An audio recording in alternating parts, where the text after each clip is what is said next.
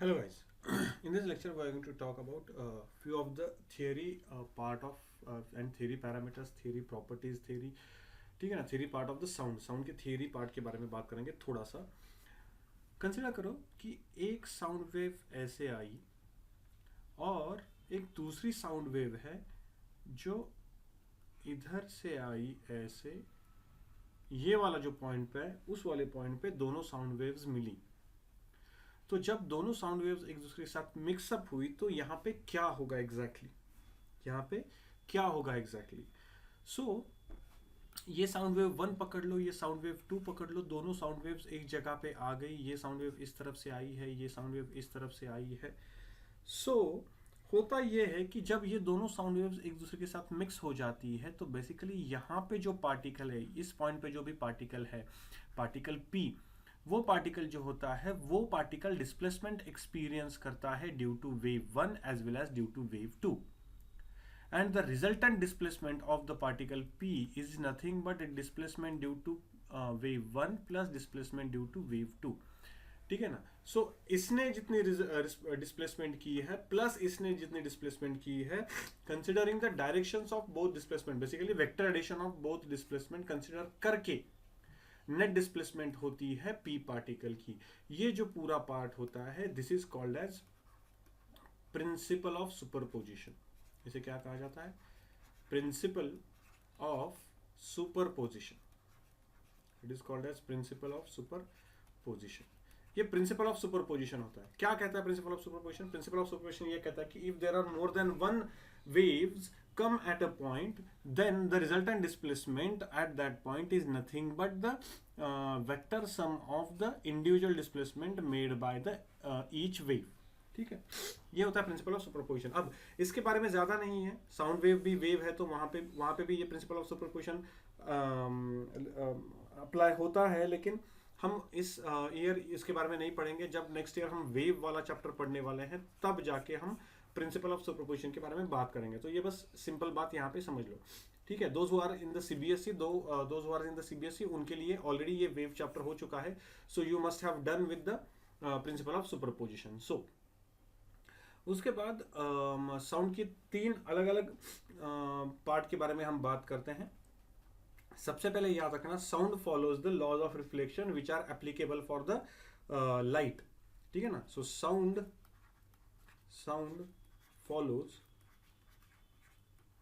follows laws of reflection. Sound क्या follow करता है? लॉज ऑफ रिफ्लेक्शन फॉलो करता है for sure. Sound follows the laws of reflection. अब sound follows the laws of reflection, तो उसको पकड़ के हमने तीन अलग अलग फेनोमेना डिफाइन किए हुए हैं, उनके बारे में हम बात करेंगे. सबसे पहला फेनोमेना है इको, जो सबसे फेमस है, आपको भी पता है. इको, हिल स्टेशन पे जाते हो तो आपने सुना होगा इको पॉइंट होता है, यानी क्या होता है एग्जैक्टली. सो ये जो इको पॉइंट होता है या फिर इको होता है, ये क्या होता है कि hearing the same sound after some time. यानी अगर यहाँ पे एक साउंड रिफ्लेक्टिंग सरफेस है और यहाँ पे अगर एक आदमी खड़ा है, अगर वो चिल्लाता है तो साउंड वेव जो होती हैं वो यहाँ से लेके यहाँ पे जाती हैं and then they get reflected and come back to the same person. वो जाती हैं एंड वापस आती है. तो थोड़ी देर बाद उसको उसने खुद ने जो साउंड निकाला है वो सुनाई देता है. लेकिन इसके लिए एक छोटा सा प्रॉब्लम है. The person, if a person hear, ठीक है ना, if a person hear two sounds which are exactly same, in the interval less than 1/10 of the second, 1/10 of a second. एक, ठीक है ना, 1/10 ऑफ अ सेकेंड के बीच में अगर वो दो सेम साउंड सुनता है तो वो उनको अलग अलग आइडेंटिफाई नहीं कर सकता है. ठीक है ना. a person cannot identify two same sounds separately if those two sounds are heard by him in before 1/10 of a second.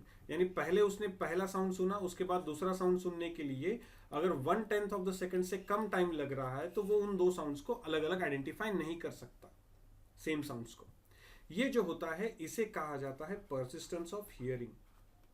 इस फेनोमेना को persistence of persistence of hearing कहा जाता है, परसिस्टेंस ऑफ हियरिंग। अपने परसिस्टेंस ऑफ विजन 10th में पढ़ा होगा, या फिर लाइट के चैप्टर में, ऑप्टिक्स के चैप्टर में आपने पढ़ा होगा। सो परसिस्टेंस ऑफ विजन की तरह से ये होता है परसिस्टेंस ऑफ हियरिंग।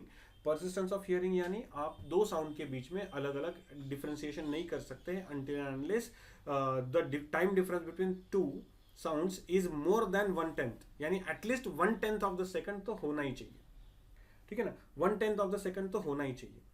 तो इसका मतलब अगर ये आदमी जो है, इस आदमी का नाम एक्स पकड़ लो, तो ये जो एक्स आदमी है, इसने जब चिल्लाया, इसने जब साउंड निकाला, तो वो साउंड इस रिफ्लेक्टिंग सरफेस से रिफ्लेक्ट होके वापस आने के लिए एटलीस्ट कितना टाइम लगना चाहिए, 1/10 ऑफ द सेकंड लगना चाहिए। तो ये डिस्टेंस अगर मैं यहाँ से लेके यहाँ तक, ये वाला जो डिस्टेंस है, ये अगर डी पकड़ लूँ, यहाँ से लेके यहाँ तक ये वाला डिस्टेंस अगर मैं डी पकड़ लूँ, तो 2D डिस्टेंस ट्रैवल करने के लिए उसको टाइम कितना लगना चाहिए, एटलीस्ट 1/10 ऑफ द सेकंड, यानी sorry at least 1/10 of the second, यानी 0.1 सेकंड एटलीस्ट टाइम उसको लगना चाहिए 2D डिस्टेंस कवर करने के लिए। तो ये D डिस्टेंस कितना होना चाहिए, एटलीस्ट कितना होना चाहिए। So 2D is equal to speed of sound multiplied by time. Speed of sound कितना है, चलो मैं स्पीड ऑफ साउंड मैंने 340 कंसिडर कर लिया, सो 340 मल्टीप्लाइड बाय 0.1 कंसिडर कर लिया, 0.1। सो कितना आएगा ये 34, 2D is equal to 34, so D is equal to 17 metres. यानी मुझे अगर एको सुनाई देना है, अगर मुझे एको सुनना है, तो जो भी रिफ्लेक्टिंग सरफेस होगा, वो रिफ्लेक्टिंग सरफेस मेरी पोजीशन से एट लीस्ट कितना दूर होना चाहिए, 17 मीटर्स दूर होना चाहिए एटलीस्ट। उससे अगर कम होगा तो I cannot identify the original sound and the reflected sound, original sound and the reflected sound. Simple सा एग्जांपल है कि आप अगर किसी शादी के लिए वगैरह किसी बहुत बड़े हॉल में जाते हो, तो वहां पे आपको समझ में आ जाता है कि अरे यार मेरा आवाज मुझे सुनाई दे रहा है, अलग तरीके से सुनाई दे रहा है, ठीक है। या फिर एको पॉइंट पे जाते हो आप लोग, आप बहुत जोर से चिल्लाते हो and then you wait, sound जो होता है वो सामने वाली पहाड़, सामने वाले पहाड़ से टकरा के वापस आता है, and then I can hear the same sound, जिसे आप एको कहते हो, जिसे आप एको कहते हो, ठीक है। सो ये एको जो फेनोमेना होता है, इस एको फेनोमेना के लिए the distance of reflecting surface from the source of sound should be at least कितना होना चाहिए, 17 मीटर्स होना चाहिए, ठीक है, 17 मीटर्स होना चाहिए। सो यहाँ पे ये 340 लिया हुआ है, ये अगर चेंज होता है तो ये वाला भी चेंज हो जाता है, ठीक है। सो ये पार्ट होता है, this is what mean by echo. उसके बाद आता है रिवर्बरेशन। दूसरा क्या होता है, रिवर्बरेशन।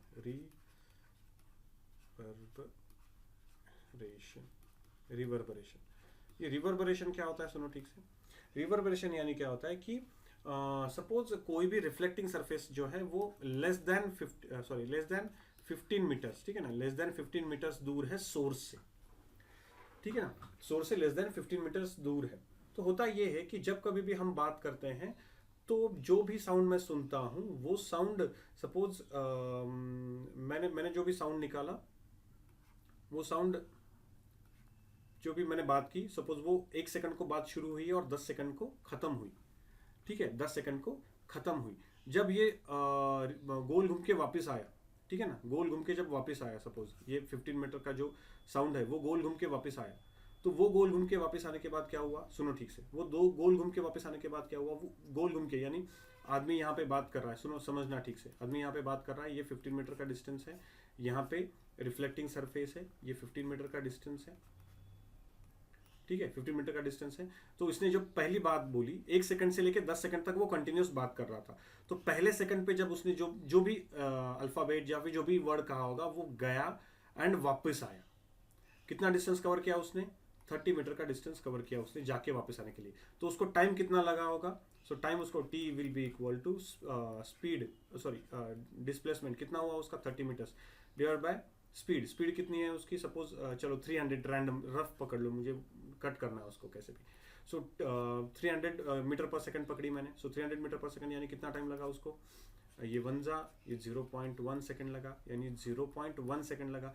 यानी इसने जो बात की 1 सेकंड पे, उसको वही बात सुनाई दी 1.01 सेकंड पे, ठीक है ना, 1.01 सेकंड पे उसको वही बात सुनाई दी, और ऐसे होता रहा।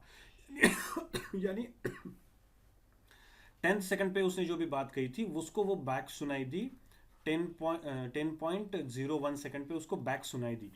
तो एक्चुअली हुआ क्या, उसका बात करना खत्म होने के बाद भी उसको थोड़ी देर बात सुनाई देती रही। It got prolonged because of the reflected sound from the surfaces. ये जो फेनोमेना होता है इसको कहा जाता है रिवर्बरेशन। प्रोलॉन्गिंग, ठीक है ना, feeling the prolongation of the self speech या फिर साउंड जो होता है उसका जो प्रोलॉन्गेशन होना, सुनाई देना शुरू हो जाता है, वो जो प्रोलॉन्गेशन होता है that basically is called as reverberation.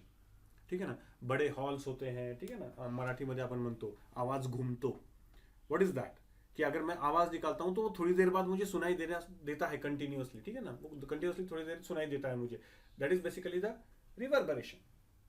ठीक है, ये रिवर्बरेशन होता है। ये अगर ऐसे है तो अगर हम सिनेमा हॉल्स में जाते हैं तो सिनेमा हॉल्स में आपने देखा होगा, सिनेमा हॉल्स में ये ऐसे होता है, यहाँ पे आपकी स्क्रीन है, ठीक है, तो ये बाकी की बाजू वाली जो वॉल्स होती हैं, ये बाजू वाली वॉल जो होती है वो या ये बाजू वाली वॉल जो होती है वो किसी ना किसी रफ कपड़े के साथ वगैरह उसको इनक्लोज किया जाता है। ठीक है ना, आपने देखा होगा छत को भी इनक्लोज किया जाता है अलग कपड़े के साथ to decrease the reflection.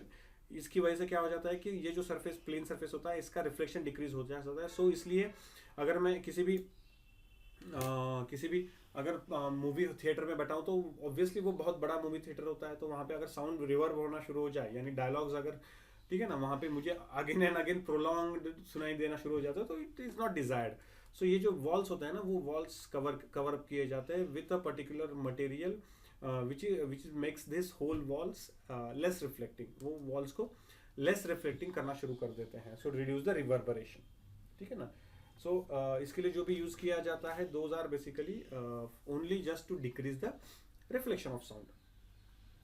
okay, उसके बाद तीसरा पार्ट के बारे में बात करते हैं, that is basically third part, उसके बारे में बात करते हैं, that is basically acoustics। ACOUSTICS, acoustics। इसे क्या कहा जाता है, acoustics। acoustics means the science related या फिर branch of physics related with the sound। ठीक है ना, branch of physics related with the sound। so branch related with sound, इसे क्या कहा जाता है, acoustic कहा जाता है। ठीक है ना, acoustic।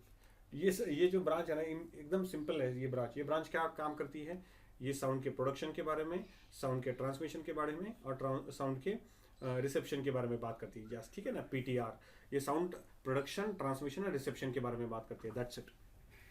ठीक है, अगर इसके बारे में थोड़ी थोड़ी बात करना शुरू कर देते हैं कि एकॉस्टिक्स बहुत ज़्यादा नेसेसरी होता है बहुत जगह पे। यानी फॉर एग्जांपल आप कभी भी मूवी थिएटर में जाते हो तो मूवी थिएटर में जाने के बाद ऐसे नहीं होता कि एक जगह पे अलग साउंड आ रहा है, दूसरी जगह पे अलग साउंड आ रहा है।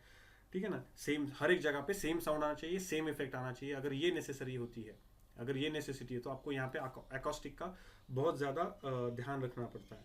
ठीक है, सो फॉर एग्जाम्पल अगर सिंपल सी बात देखी जाए तो यहाँ पे सपोज आपकी स्क्रीन है, यहाँ पे आपकी स्क्रीन है सपोज, और यहाँ पे आपका साउंड है पीछे, साउंड इसके पीछे साउंड है, और ये आपका ऑडिटोरियम है।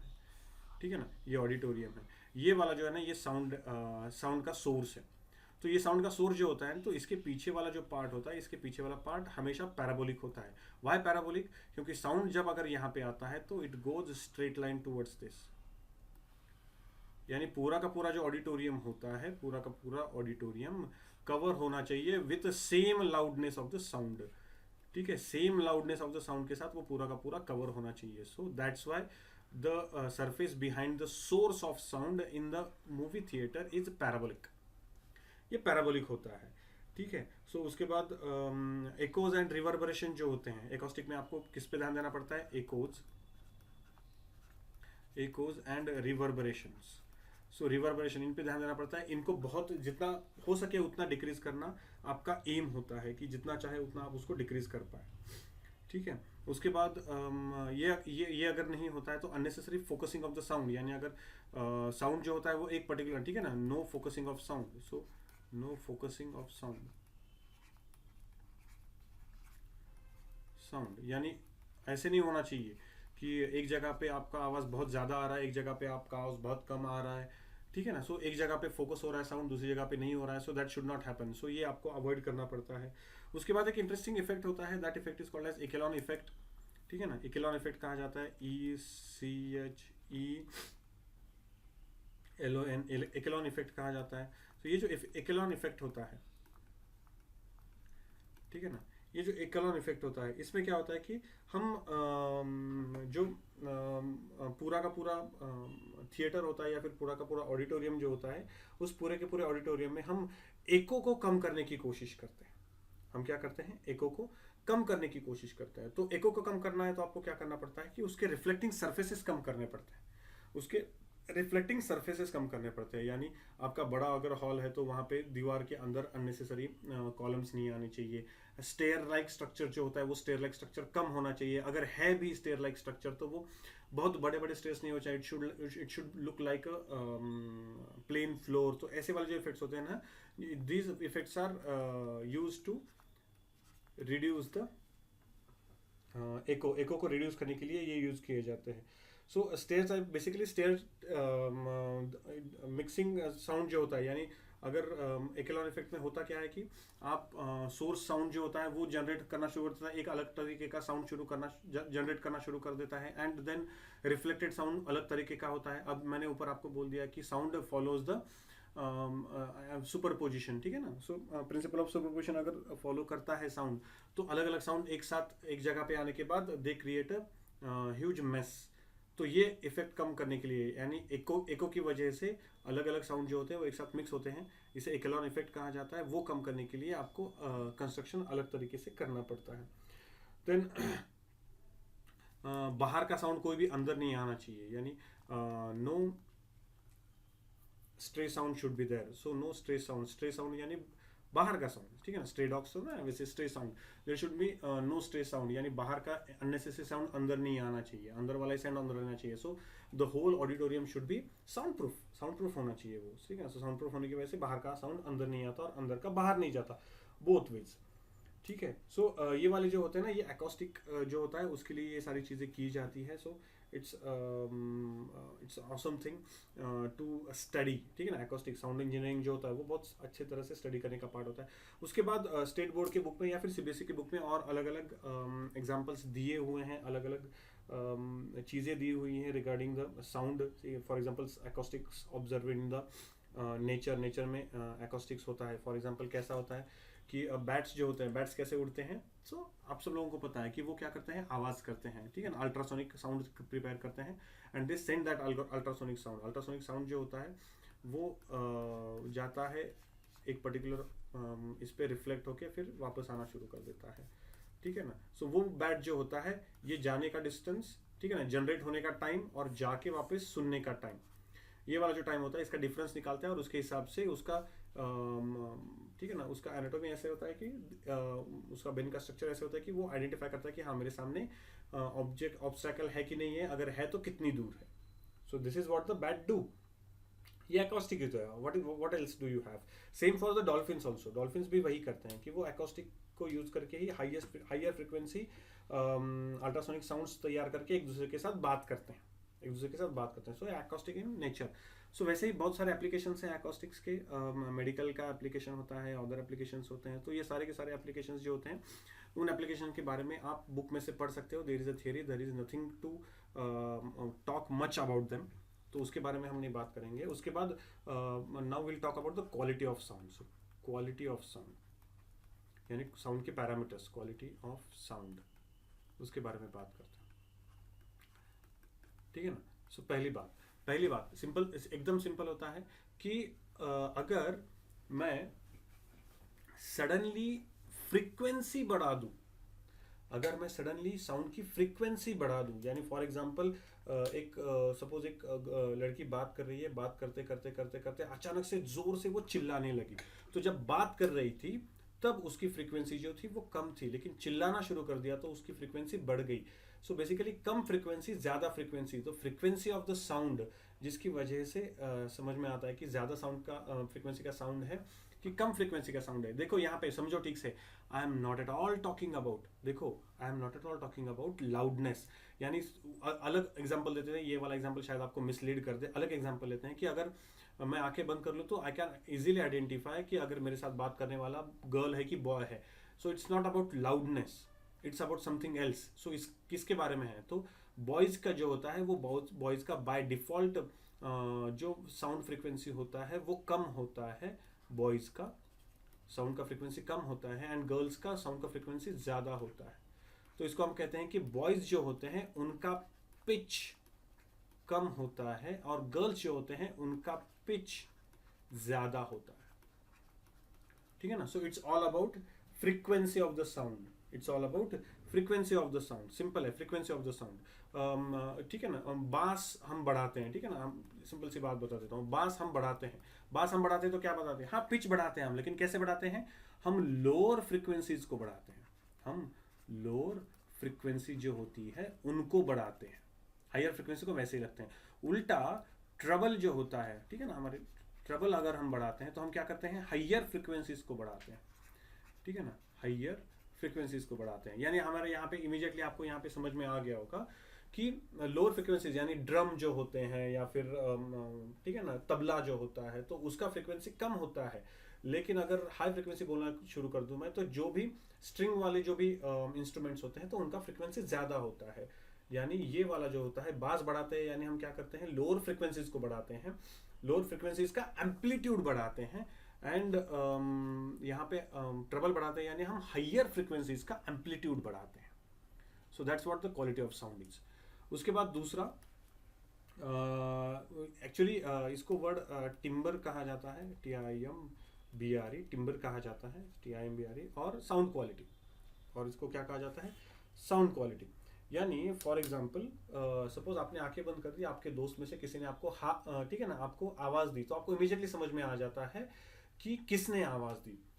तो it's not just about the frequency and amplitude, it's not just about the frequency amplitude, it's something else. वो जो क्वालिटी ऑफ साउंड होता है उसे हम कहते हैं टिम्बर. ठीक है ना. मैंने अगर गिटार, ठीक है ना, दो सेम गिटार हैं, ठीक है ना, दो सेम गिटार है तो दो सेम गिटार, ठीक है, एक गिटार पकड़ लो, चलो एक गिटार जो है, एक गिटार के दो अलग अलग कॉर्ड्स को मैंने छेड़ दिया तो सिमिलर अमाउंट ऑफ फ्रीक्वेंसी तैयार होती है, लेकिन still there is a quality difference, there is a quality difference. That's why timber is nothing but the sound quality. ठीक है ना. साउंड क्वालिटी को क्या कहा जाता है, QUALITY, sound quality. Sound quality यानी टिम्बर, साउंड क्वालिटी यानी टिम्बर कहा जाता है उसको. ठीक है ना. सो पियानो अलग तरीके का साउंड क्वालिटी होता है. मुझे अगर मैं सुनूं तो मैं बता सकता हूँ सेम फ्रीक्वेंसी से भी अगर आप बजा रहे हो तो अगर वीणा बज रही है तो मैं बता सकता हूँ कि ये वीणा बज रही है, अगर संतूर बज रहा है तो मैं बता सकता हूँ संतूर बज रहा है. Because it's not just about the frequency, it's about the sound quality. उसे क्या कहा जाता है, timbre. The speciality of that particular sound is called as timbre. ठीक है. तीसरा, ये टिम्बर का इंटरेस्टिंग एक बता सकता हूँ मैं, यहाँ पे आपके बुक में भी दिया हुआ है कि अगर आपने देखा होगा कि ठंडी में क्या हो जाता है कि आपकी आवाज़ बैठ जाती है. ठीक है ना, आपको सोर थ्रोट हो जाता है, आपकी आवाज़ बैठ जाती है. तो होता क्या है कि आपके साउंड की क्वालिटी बदल जाती है, आपके साउंड की क्वालिटी बदल जाती है. सो इसका मतलब आपके टिम्बर पे इफेक्ट होता है. So that's what happens. And then तीसरा होता है लाउडनेस. ठीक है ना. तीसरा होता है loudness. Loudness is directly nothing but amplitude of the sound. Loudness is nothing but amplitude. To be precise amplitude भी नहीं, loudness is basically intensity of the sound. Loudness is nothing but intensity of the sound, and intensity of the sound is directly proportional to amplitude square. याद रखना, ये लगेगा हम लोगों को. So intensity of the sound is nothing but amplitude square. ठीक है ना. intensity of the sound is nothing but amplitude square. So ये जो intensity या फिर ये loudness जो होता है sound का, उसको sound के loudness को मेजर किया जाता है. साउंड के लाउडनेस को मेजर किया जाता है बेल में, BEL.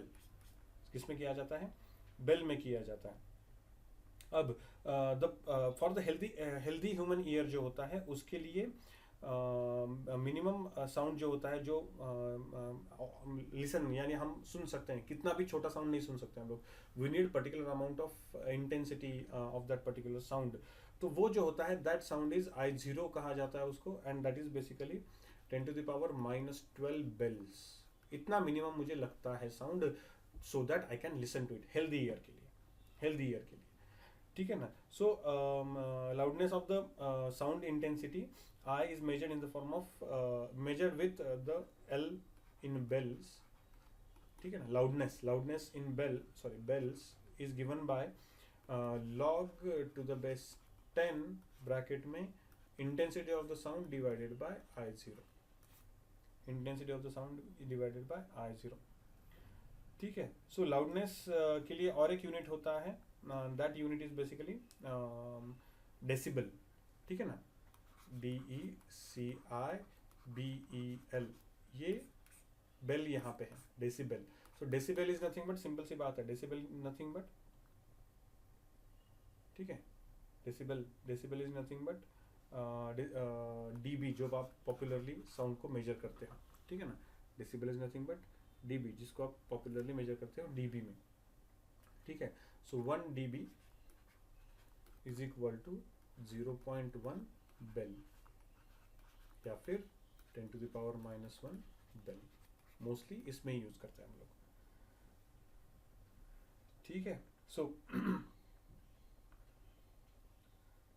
लाउडनेस यानी डीबी जो होता है, ठीक है ना, डीबी जो होता है वो बेल से 10 टाइम्स बड़ा होता है. ठीक है ना. सो उल्टा भी बोला जा सकता है. So this is what about the loudness of the sound. Loudness of the sound के बारे में हमने यहाँ पे बात की. ठीक है. So this here ends the sound chapter का मेजर पार्ट. अब इसके आगे वाला जो पार्ट है वो बहुत ही इंपॉर्टेंट पार्ट है, सुनना ठीक से. इसके बाद वाला जो पार्ट है वो बहुत ही इंपॉर्टेंट है, दैट इज डॉपलर इफेक्ट. सो इसके बारे में हम नेक्स्ट लेक्चर में बात करेंगे. Thank you.